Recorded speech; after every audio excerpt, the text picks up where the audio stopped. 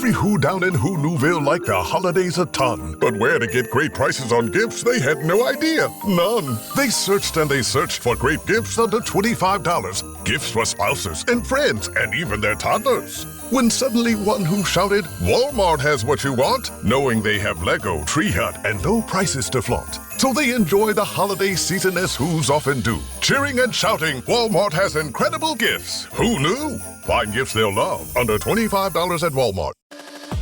This episode is presented by State Farm. Having insurance isn't the same as having State Farm. It's like needing the protection of an offensive guard on the football field, but getting an elementary school crossing guard. Sure, they're both guards, but you can only trust one to keep your quarterback safe when the game is on the line. So don't settle for just any insurance when there's State Farm. Like a good neighbor, State Farm is there.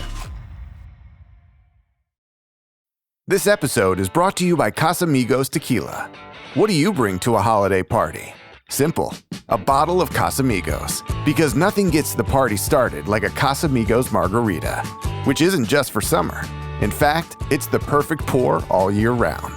Casamigos is the gift that always feels right, because anything goes with my Casamigos. Please drink responsibly. Imported by Casamigos Spirits Company, White Plains, New York. Casamigos Tequila, 40% alcohol by volume.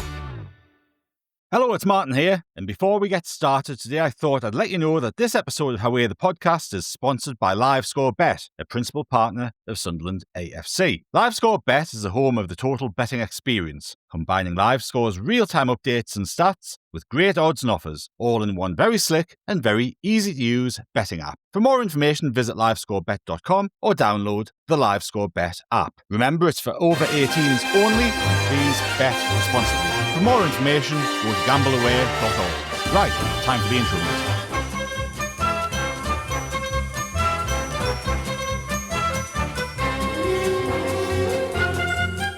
Good morning, Sunderland. What a good morning it is. Welcome to Away the Podcast, sponsored by LiveScore Bet. And you join us the morning after Sunderland's derby win over our visitors. St. Nick arrived on Wayside bearing gifts a little early this year, as the lads made it 10 Premier League games unbeaten against that lot up the road and retained our unbeaten home record in the Premier League this season. It was a brilliant result, an excellent 3 points, and there's an awful lot to talk about in the aftermath. And I'm delighted to say I've got the Northern Echo's Scott Wilson with me here today to pick the bones out of a derby day that's been a long time in the making, Scott. Hasn't it just? Yeah, hasn't it just? I think it lived up to the bill. We were talking just before we started, and I think you've got to be honest and say that it wasn't a great football game. There wasn't an awful lot of football played, and yet it was still a really compelling derby. I thought you couldn't take your eyes off it. It built and it built and it built, and it just always simmered just kind of below the surface. And obviously, from a Sunderland perspective, who cares a jot about how much football was played or what the XG was or anything like that? It doesn't matter, does it? Won the game. It's as simple as that. But like I say, even taking into account the fact that there wasn't a load of goal scoring opportunities, it wasn't as end to end as maybe we thought it might have been. I still thought it was a cracking watch. It was a hell of an atmosphere as well. I mean, it was always going to be, but it was. Yeah, it was. As I say, it was always a game that kind of felt on the brink of bursting into life. And even though it wasn't, I said to you before we started recording, it probably wasn't one for the purists. It was one that you couldn't take your eyes off because it just felt on the verge of erupting at any moment in time. It erupted in the 96th minute. Yeah. It took that long for it to It did, yeah. That really was the erupt, time, probably, wasn't it? That it took that long for a kind of flurry of 3 yellow cards in 2 seconds to come out. But no, I think you're right. I think it did. There was a real intensity around it.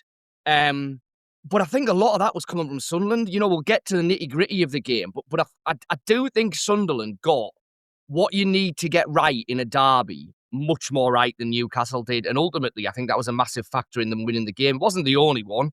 We'll get into, Richest's tactics again being spot on, some superb individual performances. But just in terms of pitching, performance levels, intensity levels, concentration levels, all of that, where you need it for a derby game, thought someone was streaks ahead of Newcastle. And it's interesting, isn't it, Scott? Because the one little concern I had before the game was that, we only had Dan Ballard and Trey Hume that were going to be either playing or on the bench, who had experienced any sort of derby before.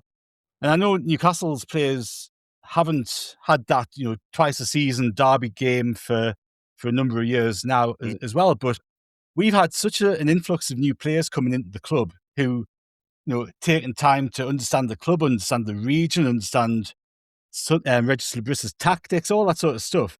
I did. Concern's probably not the right word, but I was curious as to how the Sunderland squad would react to the challenge of a derby. And I think the club seemed to do an awful lot in the build-up this week.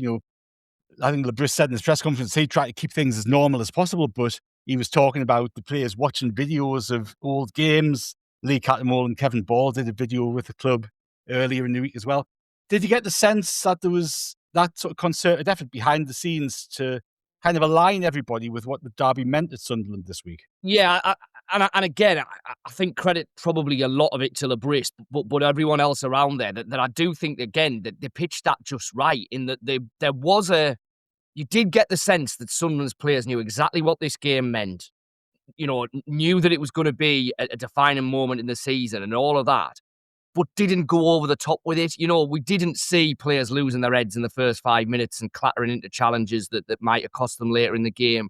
We didn't see an over-emotion. I thought they got it just right.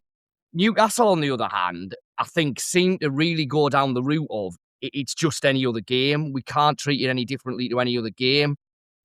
Little things, and I know, just from kind of obviously covering both the clubs, Newcastle fans are really picking up on this, that, they didn't do a press conference before the game. They did it out in Germany because Eddie Howe didn't want to overplay it or anything like that. There wasn't any real kind of derby messaging. The club socials and all of that were very, very quiet about it before the game. That worked for Newcastle when they won the cup final last year.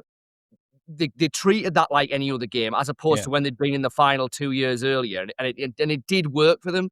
But I think they've kind of followed that script this time, and it hasn't worked, because I do think Newcastle, it was only when they went behind that they seemed to realise the magnitude of what was happening and what was going to come their way if they didn't turn it round.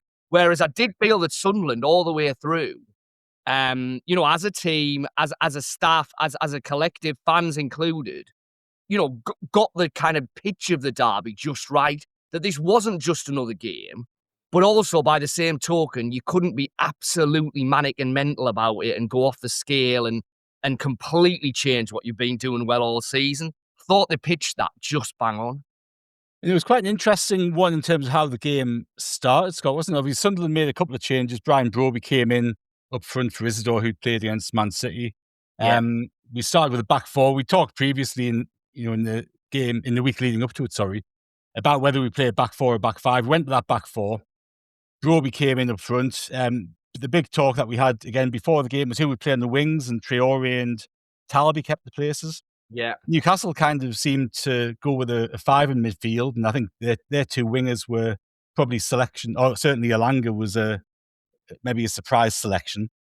How do you feel both sides kind of got the lineups right or wrong? Well, I think, again, it's kind of easy to say in hindsight, but I think Labrisse's big calls worked. Howe's big calls didn't. I don't think you can deny that. So Sunderland, Broby for Isidore was a surprise. I thought Isidore would start, but I think it worked brilliantly in the second half in particular when Sunderland had a lead. I thought Broby's physicality, his ability to hold the ball, he basically did everything that Voldemar doesn't do for Newcastle, in that he was a presence, he linked play, he tied up centre-halves. He did everything you want your centre-forward to do when you're ahead and you're kind of, protecting to a degree at least what you've got. And then the other big surprise I thought Trey Hume would play. I thought that what Trey Hume brings you on a derby day, whether it was part of a five or even somehow shoehorned into midfield, I thought he would play. But Sunderland didn't miss him. They didn't miss him. The back four worked superbly. I mean, Mukiele we'll get to again. Again, an absolute masterclass. Well, both fullbacks, to be fair, but I thought Mukiele in particular. So those big calls worked. Newcastle's big calls were Alanga on the right-hand side, which was just an absolute disaster for them. I thought, well, he could barely trap the ball, could he? Whether it was rabbit in the headlights, he's not been in good form all season for Newcastle, so that was a surprise selection and it didn't work. And I think Miley for Joe Linton didn't work either because, Miley had played well when he came on out in Germany for them in the Champions League game. But a bit like Trey Hume, I just think Joe Linton would have given them at least a bit of bite and a bit of snap. And yes, he might have got himself riled up and sent off. That's always a risk with him in that kind of situation. But I think Newcastle needed that fire in their belly. I was amazed he didn't come on at some. I know they were chasing the game and maybe Willock's got a bit more about him in terms of getting a goal and stuff. But I'm amazed that Howe didn't send Joe Linton on it just to run around and snap around a bit for 5 or 10 minutes and G up everyone around him because I thought at various points Newcastle just needed that. So Lebriss's selection goals worked, Howe's didn't. That's right. Andrew Smithson's also on the podcast with us this morning. Hello, Andrew. Hello, good morning, gents, and nice to meet you, Scott. I think this is the first time we've spoken, and in such happy circumstances. Right. Exactly. And Andrew, you were at the match yesterday. How are you feeling this morning? Feeling really good. Derby aside, it was a really important win for us.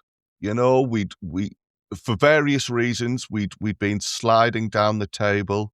There's a lot of talk, isn't there, about are we going to struggle during AFCON? So what a great time to get a win. And of course, there's that lovely extra element of who it was against and just a great atmosphere. And I just think from the moment the day started, everything Sunderland did was perfect. So yeah, there's a nice. I'm feeling nice today. It's been a while since we've played them, but worth the wait. And Scott, it's interesting with that.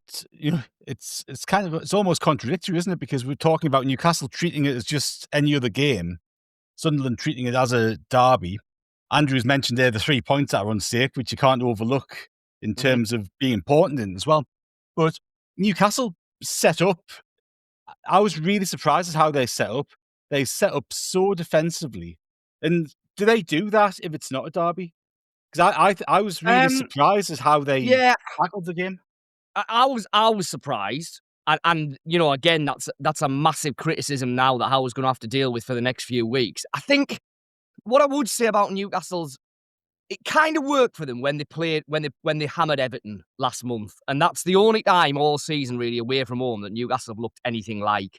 And they ripped Everton apart on the break, basically, in that game. And there weren't many, don't get me wrong, but there were a couple of moments in the first half where if Alanga had been able to trap the ball or if Voltemada had got his head up and remotely looked like where he should pass it, that Newcastle had little glimpses of maybe being able to do something on the break against Sunderland. Now, they were few and far between, don't get me wrong.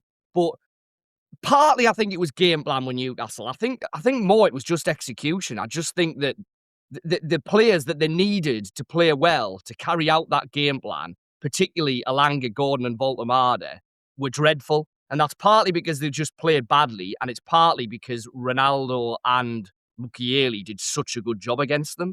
So, yes, to a degree, I was surprised by how defensive Newcastle were, and how long it took them to change that mindset and approach when it was clear it wasn't working.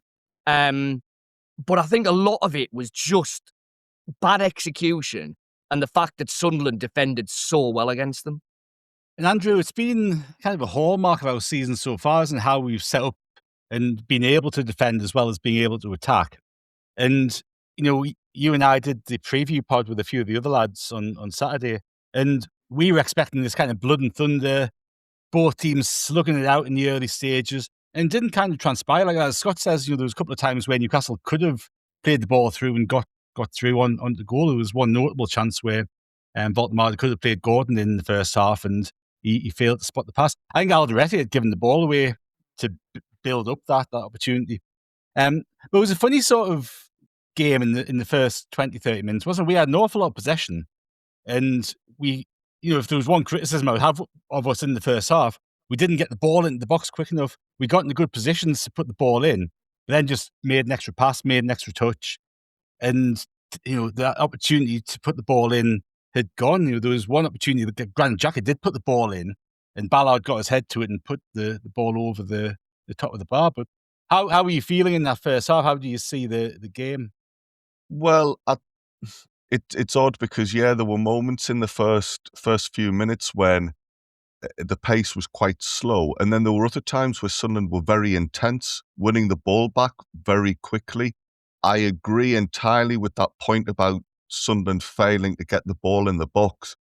Just before half time, when we were playing added time, if you remember, the referee blew the whistle with Sunderland having the ball just outside the box, and we'd had about a minute there where we kept Yeah. refusing the opportunity to put the ball in the box.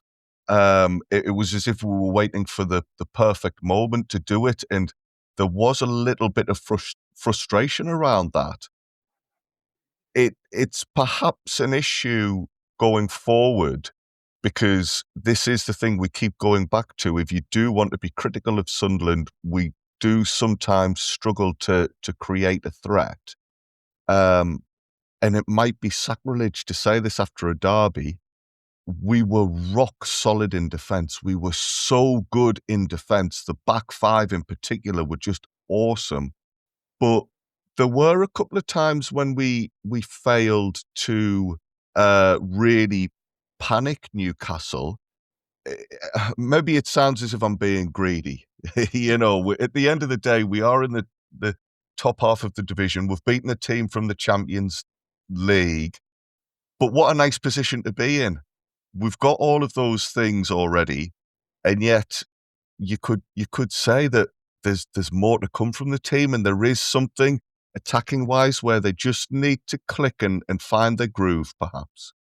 That's right. We've talked about it a lot, haven't we? That sort of threat from out wide and maybe the directness that we pose. But I thought Talby did well at certain points when he got the ball and drove at them. And Scott, as Andrew says, the pressing, I thought the pressing that we put Newcastle under, especially in the first half, it was coming from the front with Broby and Talby and Traore, but Grant Xhaka, Siddiqui, of course, putting the pressure on. Lefebvre was all over the place. It was really high intensity in that midfield, wasn't it? Yes, it was. It was probably the best that I've seen Sunderland press like that as a collective, certainly. Maybe all season, certainly for a little while. And of course, the irony is that that's supposedly what Newcastle are great at, isn't it? Bruno and Tonali and all of that in midfield, and pressing teams in. And you didn't see that from Newcastle at all. And and as I say, the only 10 minutes maybe after they'd gone behind when Howe made his changes, that the momentum swung a little bit and Newcastle actually started pinning Sunderland back to a degree. But even then it was minimal, and Sunderland's defence was completely unflustered. And you're right, I think the fact that Sunderland won that pressing battle, if you like, in the first half hour or so, set the tone for a lot of the game. And you talk about Sunderland's attack, and I broadly agree with with what you're saying there, that if there is an area that you still feel that Sunderland can improve and refine, it's what they're doing with the ball and how many chances they create in a game and all of that. I guess if you'll abrish, your response to that is, well, we're 1-0 up all the way through the second half. It's Newcastle who have to do that, not us. And I think that's probably fair in a derby game and the type of derby game it was. So, I think moving forward, that is the area where you look at Sunderland and say, well, hopefully there's more to come there. But they still get an awful lot right, and they got an awful lot right yesterday. Oh, get so much right. And, as Andrew says, probably being a little bit greedy at this point, going, well, we could do it with a little bit more in attack. But, you look back through Lebrist's managerial career, he kind of bucks the trend to a lot of extent, doesn't he? Because he doesn't try to overload teams and create tons of chances. It's about taking the chances that come along and being really well structured and really well organised. And I think we were so well organised yesterday and so well structured and incredibly hard to break down. I haven't watched too much of Newcastle this season, Scott. You'll have watched them more than I have. But Dan Burn going off seemed to be a big moment in the first half. How do you think it affected them? Yeah, I mean, yes, Burns one of the few real kind of old-fashioned leaders they've got, isn't he? And on Derby Day, I think that is important. I mean, bringing Cher on shouldn't be a disaster for Newcastle in that he play. It's not like he's barely kicked a ball all season. Howe's been kind of mixing and matching him and Byrne to a degree all season anyway. So, it will have negatively impacted Newcastle to a degree, but I think more because of what Byrne gives them just in terms of pulling them together and being a voice and maybe in that second half, geeing them up a little bit rather than his actual defensive qualities because, Shea should be fine from a Newcastle point of view. And as we were saying, it wasn't like all of a sudden Sunderland started creating a whole host of chances and Newcastle were shambolic at the back. That wasn't really the way the game panned out. But I think they probably just lost Byrne's voice more than his actual football. And Andrew, you were obviously in the home end yesterday and singing along and enjoying the atmosphere. How did it rate? We had the tifo before the game, the build-up before the game. We obviously had that extra dimension with Gary Rowell's sad passing and the stuff that went on around that as well to acknowledge that, which obviously played into the atmosphere yesterday. How was it during the build-up of the game in that first half, and how do you think that helped the team? Because we've seen all season, haven't we? The team have really fed off the crowd, and I think the atmosphere yesterday really helped them build up to that derby performance that we needed to deliver.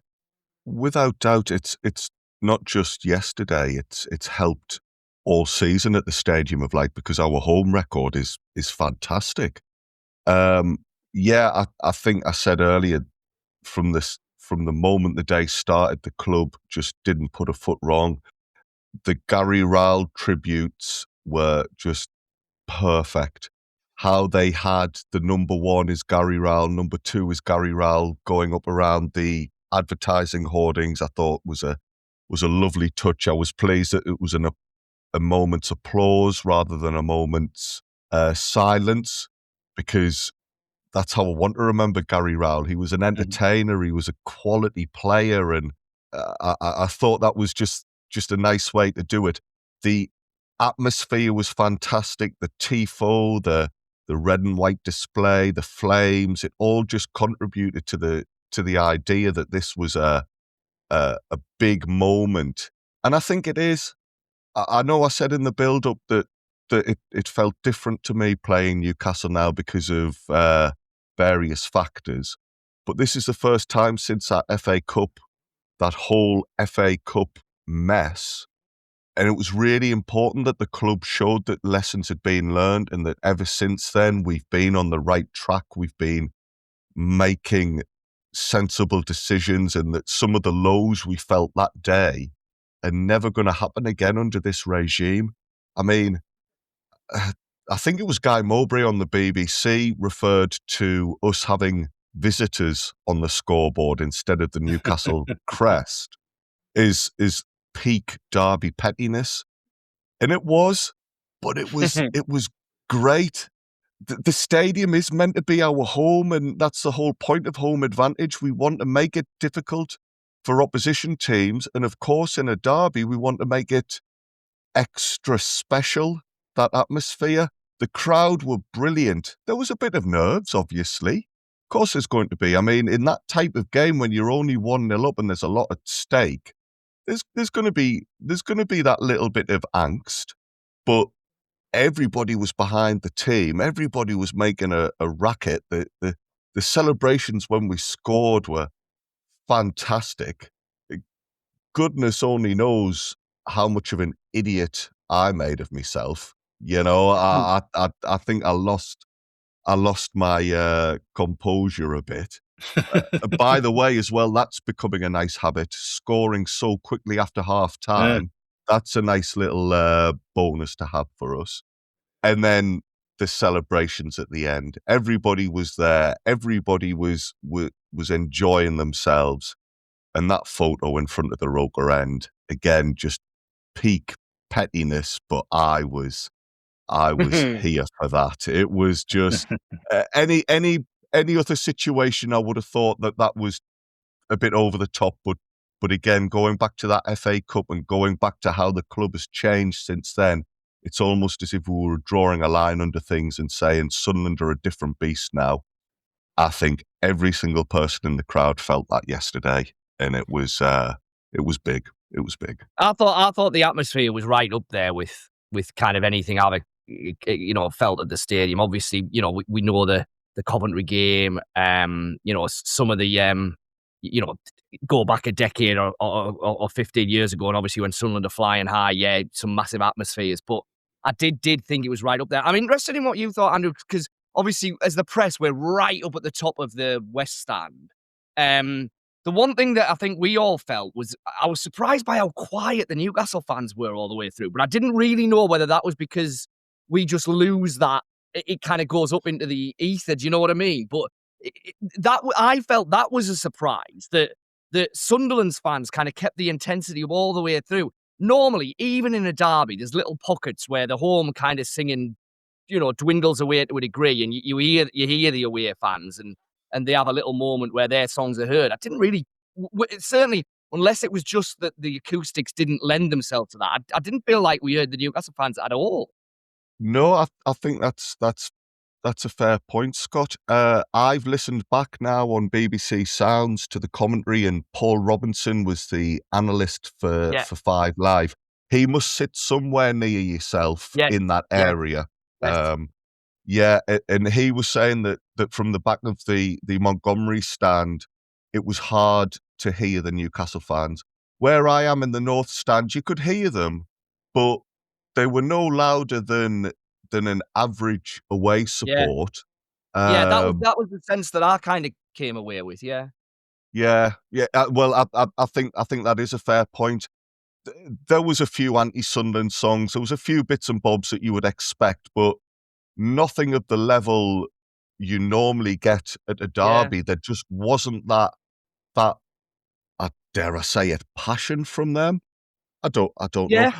I hear a few times that their away support, now that the club have started being successful, I think tickets are perhaps going to a different makeup of fan. I know what you mean. Yeah, and based on, I thought it was interesting. Yeah. I think based on, yes, I'm not an expert in Newcastle away support, but based on that, I could see where those fears were coming from. Yeah. As well, it's, if I was a Newcastle fan, I wouldn't have been too impressed with their performance. They didn't give a lot. They didn't give a lot to the fans to go at. And this was Sunderland are a team who at the start of the season were being told, oh, you'll be lucky if you get into double figures in terms of points and 6 easy points for Newcastle and all of this.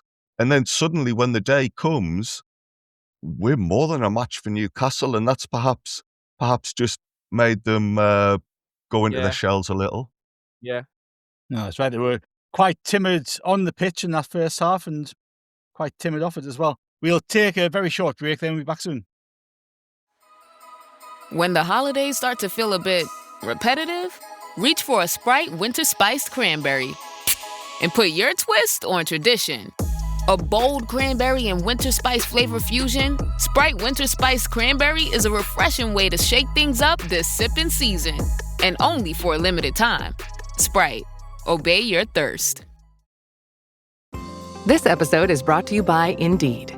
You're ready to move your business forward, but first, you need to find the right team. Start your search with Indeed Sponsored Jobs. It can help you reach qualified candidates fast, ensuring your listing is the first one they see. According to Indeed data, sponsored jobs are 90% more likely to report a hire than non-sponsored jobs. See the results for yourself. Get a $75 sponsored job credit at Indeed.com/podcast. Terms and conditions apply. This episode is brought to you by McAfee. Yes! Playoff tickets! Just need to click here and... Wait, what? Fake site? Good thing McAfee threw the red flag. That would have been $400 gone. McAfee blocks risky sites so you don't pay for seats and other things that don't exist. Plans start at just $39.99 for your first year. That's cheaper than parking on game day. Learn more at McAfee.com/online protection. Welcome back to How We're the podcast, and we are loving getting stuck into all of the action from yesterday's 1-0 win over our visitors. Now, we said earlier on that one of the things that we were maybe a little bit critical of in the first half with Sunderland is that we weren't getting the ball into the box from those wide positions.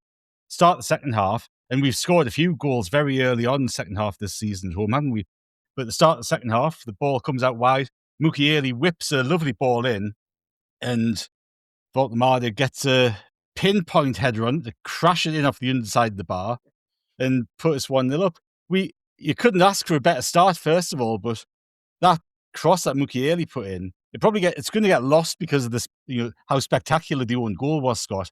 But the quality of that cross that came in made that opportunity, didn't it? I mean, it's probably the best cross of the day, isn't it? Like you say, Xhaka's one for Ballard was a hell of a cross because he's picked him out at the back post right at the end of the first half. But Mukiele's cross is absolutely brilliant. I mean, I've watched it back countless times now. I still really have no idea what Voltemade is trying to do. It's not even like there's kind of 3-4 Sunderland players crowding all around him and he's just got to get his head on it and hope for it. Like, he can really do anything he wants with that header. He can head it out for a corner. He can head it out the box. He can head it straight up in the air. And probably Ramsdale still got time to come and catch it. I mean, most expensive goal scorer in Sunderland's history. That's a excellent stat. I read that there was a theory that he forgot that he'd switched ends. And as ridiculous as that sounds, when you watch it, it's actually plausible because, as I say, he could have done anything. He could have just looped it up in the air for Ramsdale to come out and get it. He could have headed over the bar. He could have back-headed it out for a corner. He could have done anything. I don't know what he was. I mean, listen, like you say, from a Sunderland point of view, concentrate on the quality of the cross because he had to do something with it because it was such a good cross. But he didn't have to. He didn't have to do that, did he? And Andrew, that was a perfect start to that second half, wasn't it? After so much possession in the first half, without really threatening their goal to any great extent, to get that cross in, to show a bit more intent than we had shown in the first half, to get 1-0 up against the Mags. Brilliant, eh? Oh, it was brilliant. And I feel with Sunderland this season, if we score and take the lead, I feel ultra comfortable. Can't think of many times we've thrown away points. I know Newcastle have this year. They've often taken the lead and let it slip, whereas Sunderland, when we get our noses in front, we seem to just be able to close it out. It was an amazing cross, and it was nice that we scored from open play.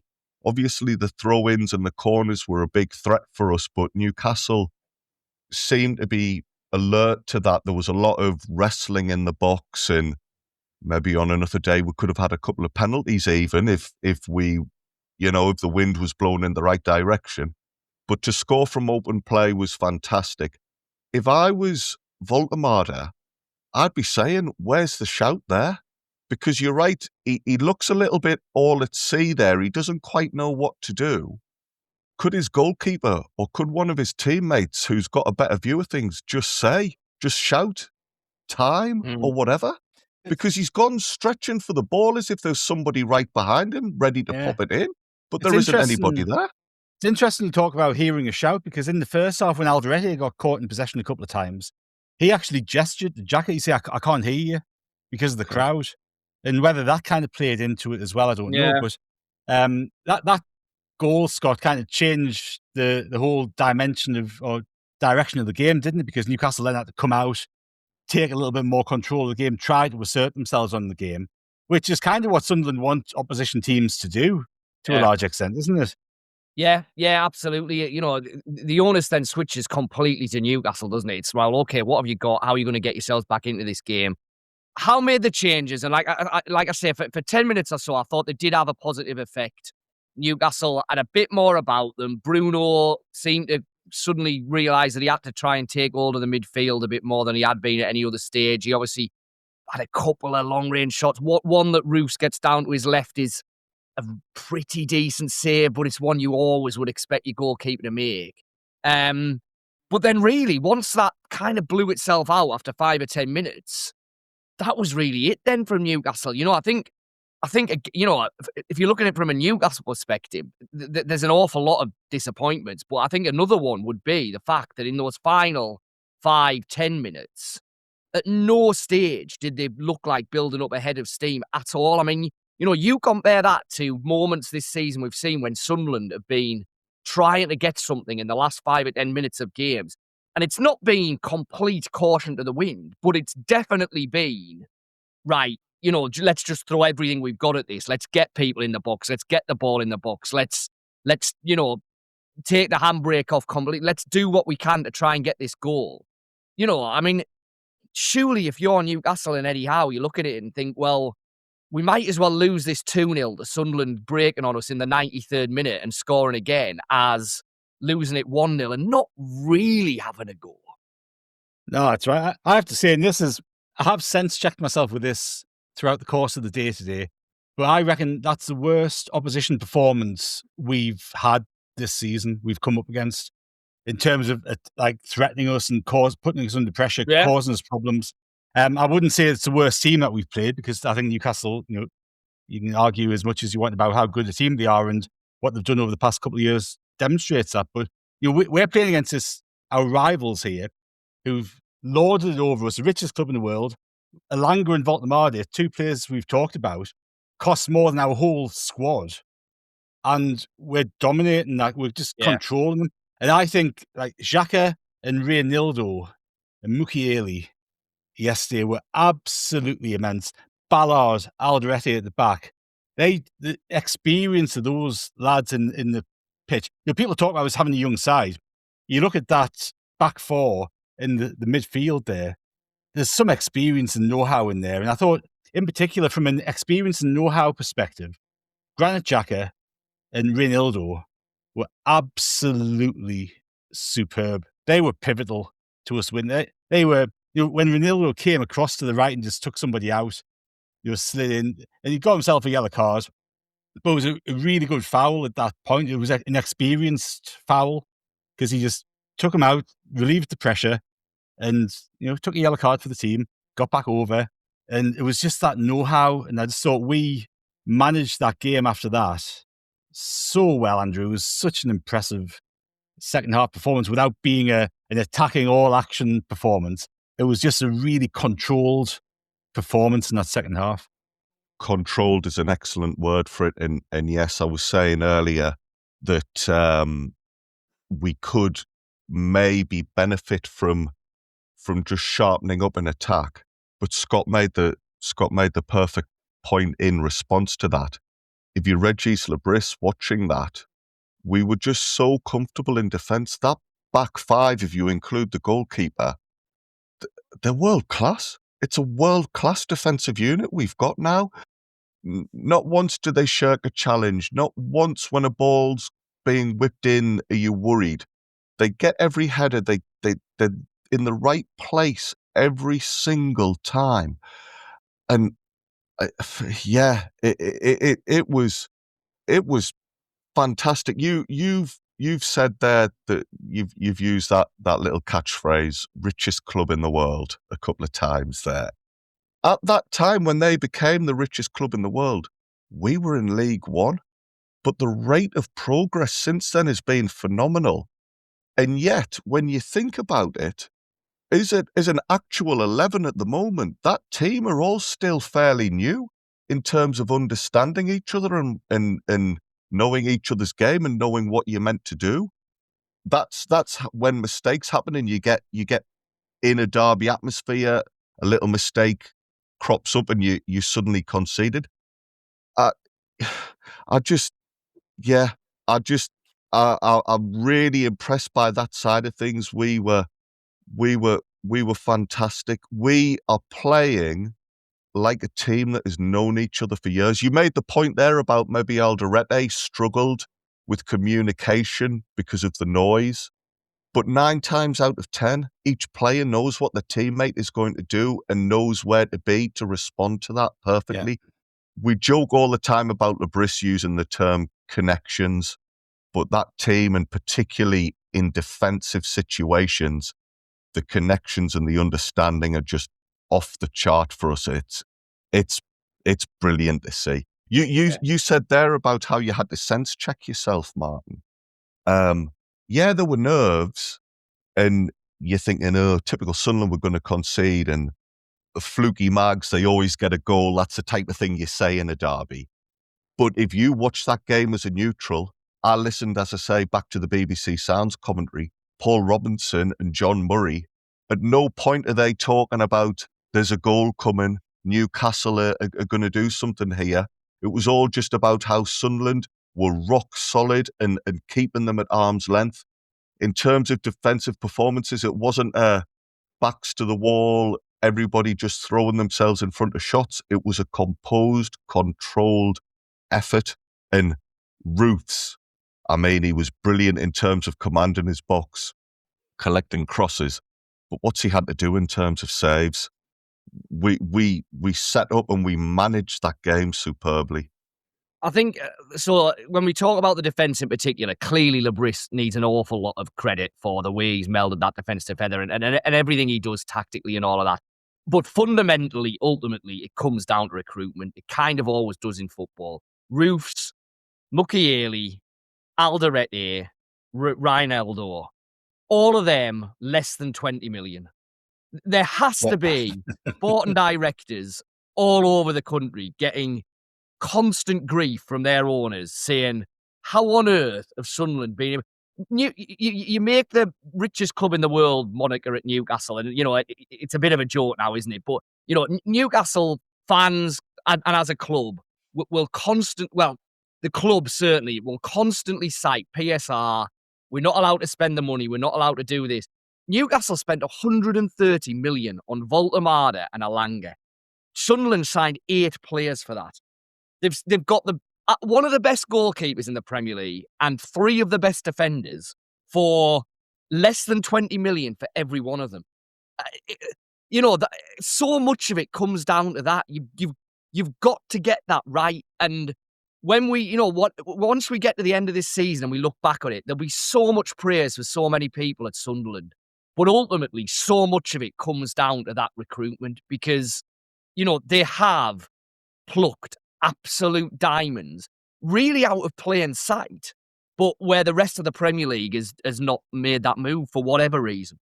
Mentioned Robin Roofs there, Scott, and I thought he was the player who, as Andrew said, he just came out and relieved the pressure, and he came out maybe on 3 or 4 occasions, even to the edge of his box, to claim balls in the air, to claim high balls. And if your goalkeeper stays on the line in that situation, you potentially attract some extra threat, don't you? He just relieved the pressure and just nullified it. And he was calmness personified. He was another one of those players who you go, okay, it's only his second season in first team football.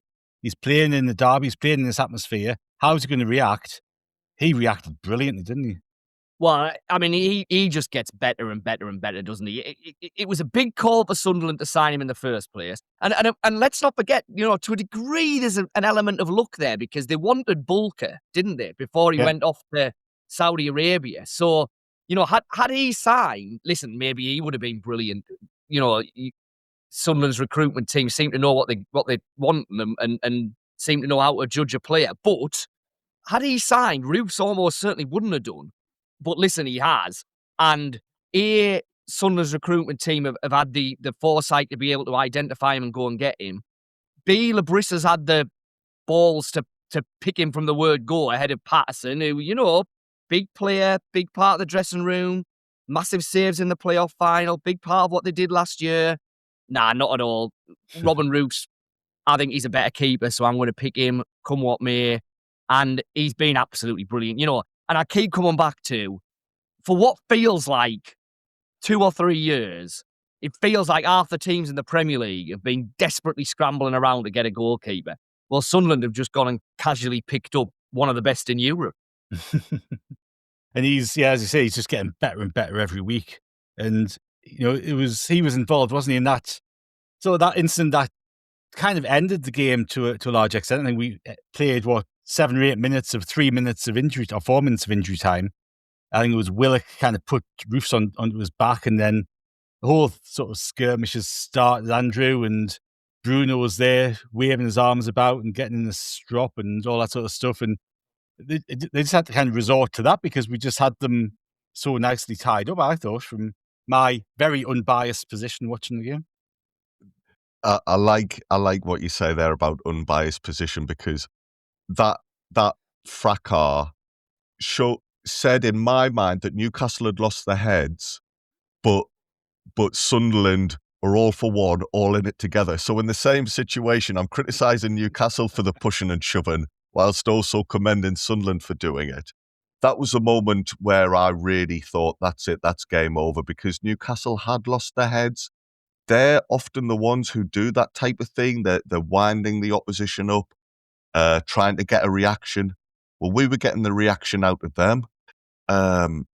Roofs, it's hard to think he's as young as he is, because he shows such composure, such maturity. I mean, I must be twice his age, and I get more flapped in the stands than he does on the pitch. But what I really liked about him was just those daft little things. When it went for a goal kick, pretending he didn't know where the ball had gone. You know, just oh, sorry, ref, I didn't realise. and then after all that melee, he ran over to the ref as if to say, "Oh, what's that, ref? I can't hear what you're saying. I'll come a little bit closer," whilst also wasting a bit of time. It was just excellent level of slyness, shall we say? But the fact that no, go on. Sorry.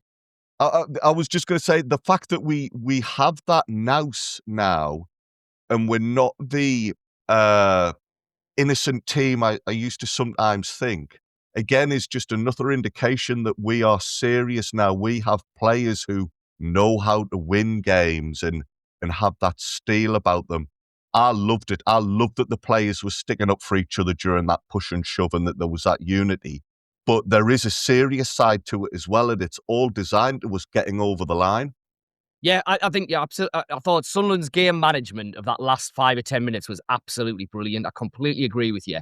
I think the pushing and shoving, for me, from a Newcastle point of view, I think it's exactly where Regis Lebris was after it was the Fulham game, wasn't he? Where there was all of that to and fro and after the game. And Lebris basically came out and said, "I thought it was pathetic. I don't want to see that. Where the hell was it for the 90 minutes of the game?" Well, surely that's what the Newcastle point of view, it's the easiest thing in the world to be pushing and shoving and doing this and that in the 93rd minute when you've not done it for the first 90. Like, if I'm a Newcastle fan, I'm looking at that and thinking, that's pathetic.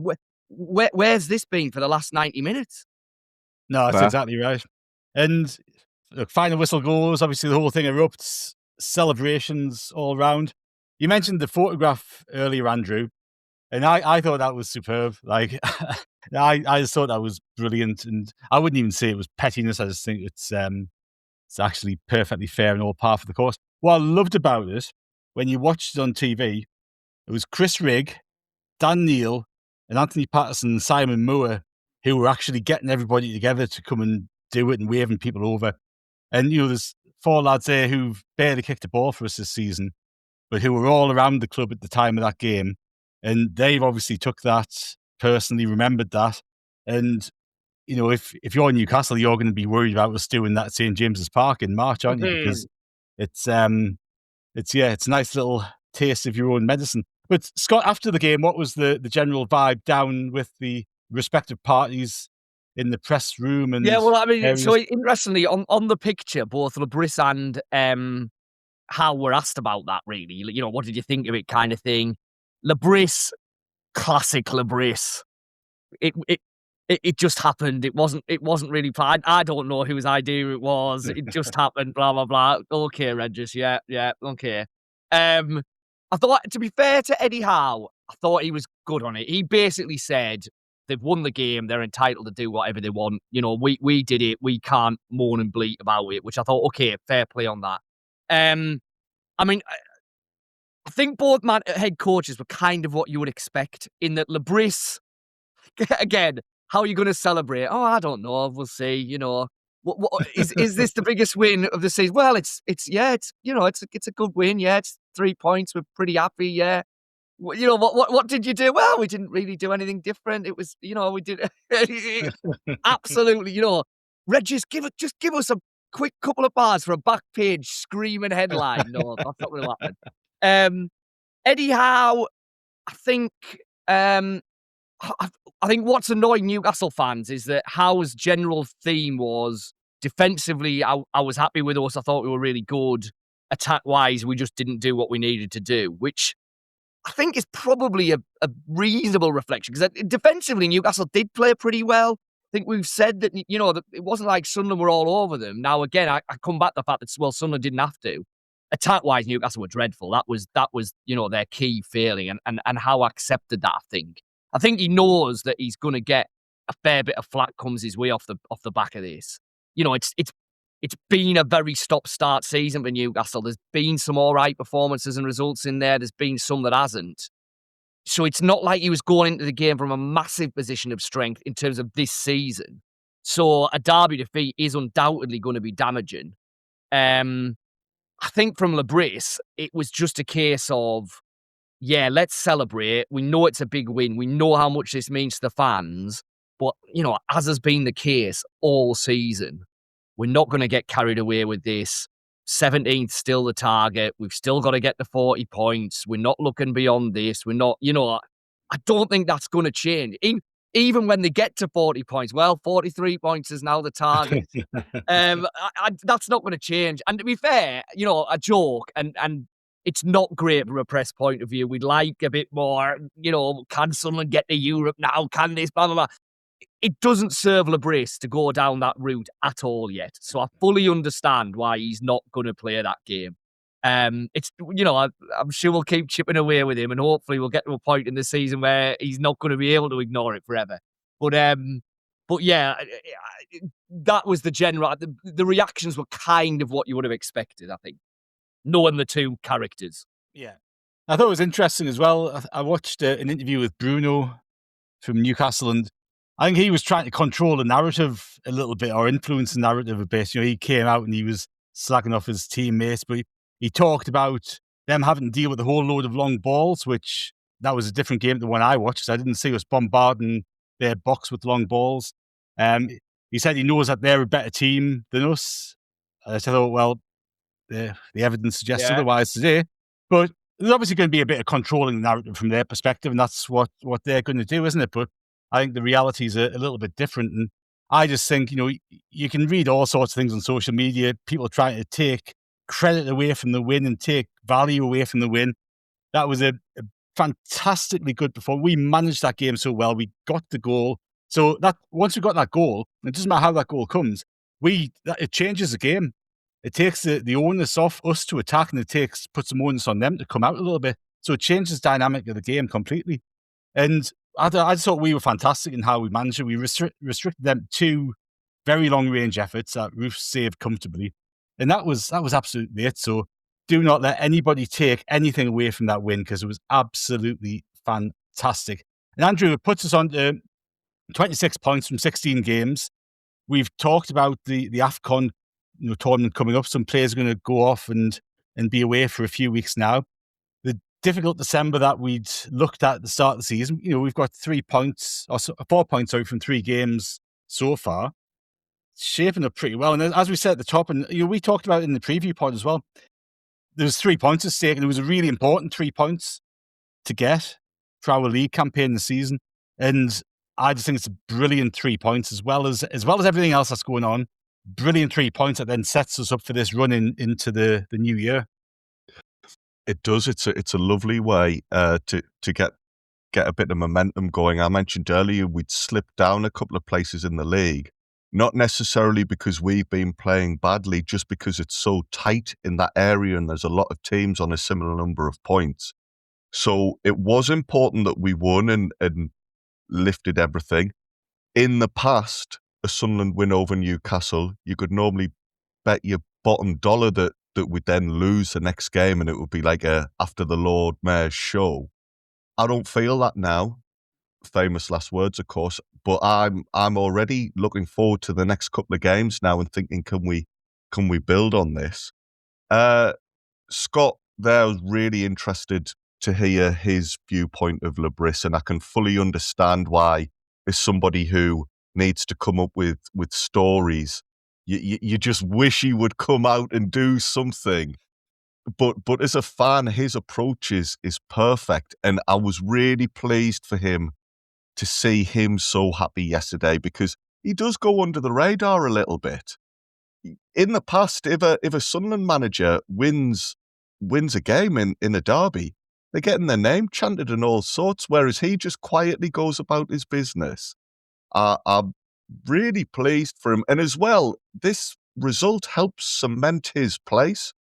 You could make a very good argument now that he's been our best manager this century, maybe even longer now. I mean, he's got us promoted. He's beaten Newcastle. Bar getting us into Europe, there's not a lot else he can do now to make himself a real Sunderland legend. So yeah, pleased for him. I think though he'll not rest on his laurels now.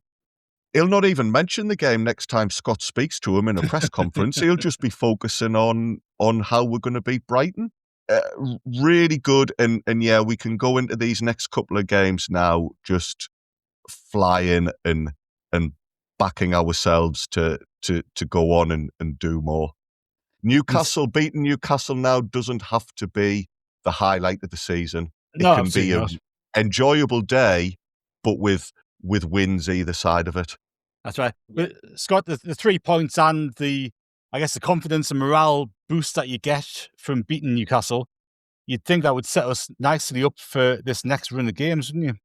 Yeah, and I think, you make the point that Derby aside, it was an important 3 points just in terms of league position and all that.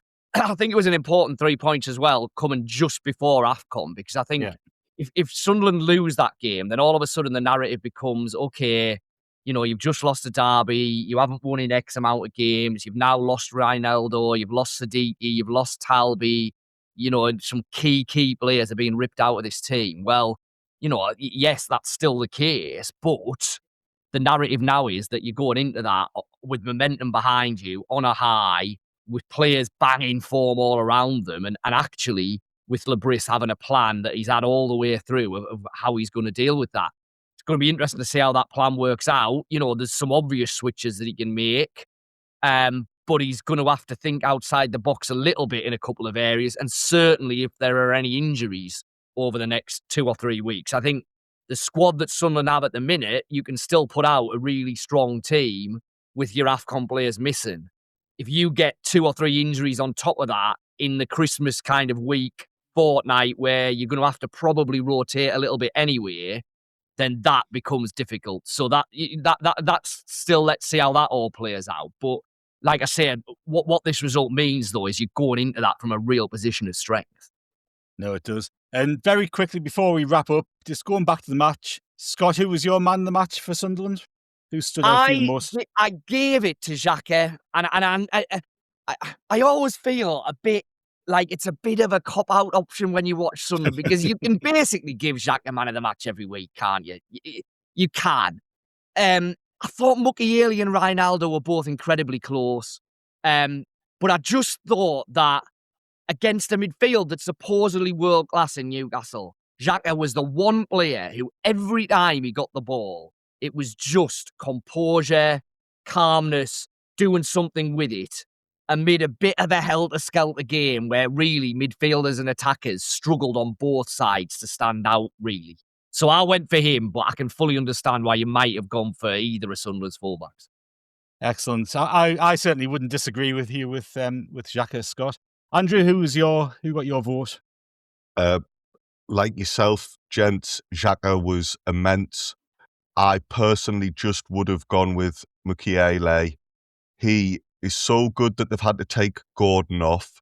He has a massive contribution in the goal in terms of us scoring the goal, but is just amazing in defence. We've touched earlier on about value for money. I mean, wow, what a bargain we have picked up with that lad. He is an amazing player who he could comfortably be playing for one of the very best teams in the Premier League at the moment. I really do think he's that good. And again, this is one of those things where if your players do it, it's brilliant. And if their players do it, you're annoyed. When Bruno was tapping the badge and, trying to get a reaction, you're like, I can't stand that. That's so annoying. Then when Mukiele's doing it in front of the Montgomery stand and waving his arms and trying to get the crowd up, you're like clenching your fist and thinking, yeah, go on, son, you'll do for me. So yeah, Mukiele for me, but so many stars in that team. They really stood up and really they deserved to wear that red and white shirt. And that team now, that they've got a place in history. Everybody always remembers the Derby wins no matter what. Yep. And those players deserve all the credit they're going to get. No, it's brilliant news. Such a nice sort of full circle moment with all of the stuff that's gone on over the past however many years to come back to the Stadium Light and get that result against them was absolutely brilliant. We will wrap it up there. Thank you very much for joining us, Scott. Always a pleasure, mate. No problem. Anytime. Yeah, anytime, fellas. I might see some of you down at Brighton. That's going to be an entertaining drive down on the Friday before Christmas and back on the Saturday. So yeah, but hey, it'll be worth it if they get something. It certainly will be. And thank you, Andrew, as always.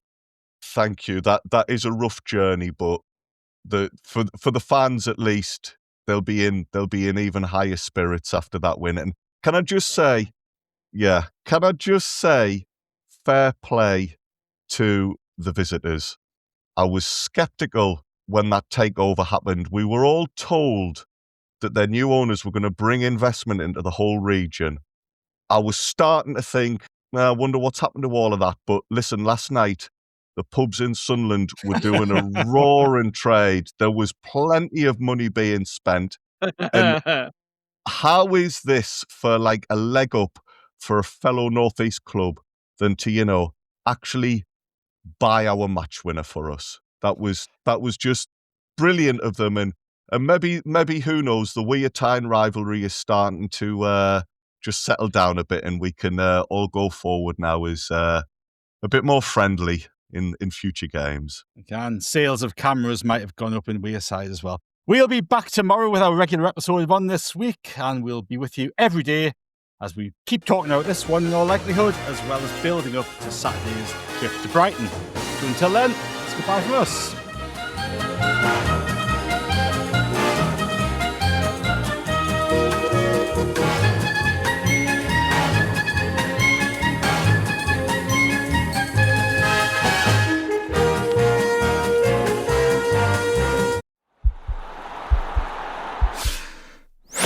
This podcast is part of the Sports Social Podcast Network.